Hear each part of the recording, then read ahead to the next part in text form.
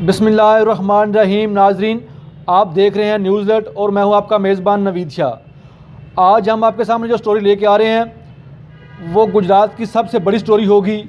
उसकी वजह यह है कि ये जो बुज़ुर्ग मेरे साथ खड़े हैं इनका नाम मोहम्मद इसाक है और 77 साल इनकी उम्र है।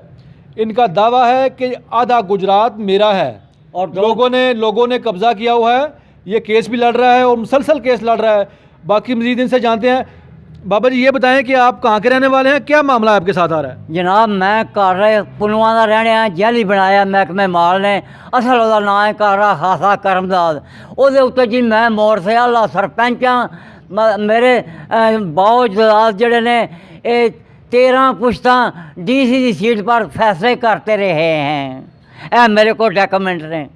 अच्छा ये दसो कि आप तुसी कह रहे हो कि आधा गुजरात आपका है, तो गुजरात अगर आपको मिलता है तो फिर खाली गुजरात कौन कराएगा? क्योंकि इसमें वज़ीर आला कराएगा, वज़ीर आला कराएगा जिसके पास ताकत है।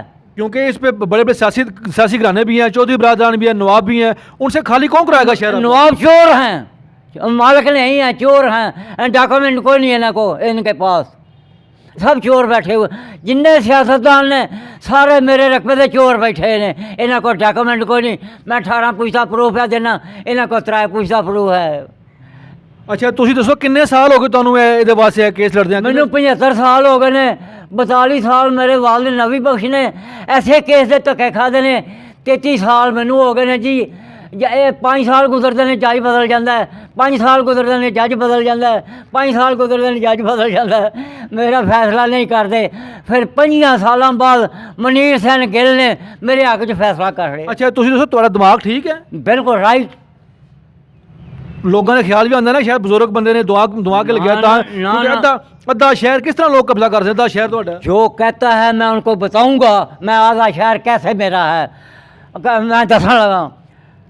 करमदाद मोड़ से आला सरपंच लंबरदार जोड़ा कि 50 लंबरदारों के उत्ते बड़ा लंबरदार होता है। कौम जट गोद खोकर सकना जैली कर रहे खासे के रकबे का असल मालिक, सकना जैली कर रहे पुनवा के रकबे का असल मालिक, सकना जैली गुजरात के रकबे का 1 बड़ा 2 रकबे का असल मालिक।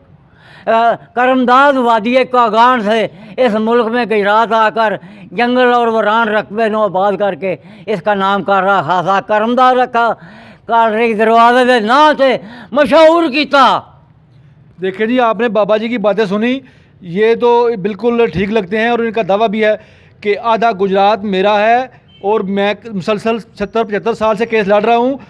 अब आपकी सोशल मीडिया और हमारा जो पेज है उसको इस वीडियो को ज़्यादा से ज़्यादा शेयर करें ताकि इन बुज़ुर्गों की आवाज़ आला हुकाम तक जाए, उनके नोटिस में आए कि ये आधे शहर का मालिक है और कैसे दर बदर ठोकरें खा रहा है।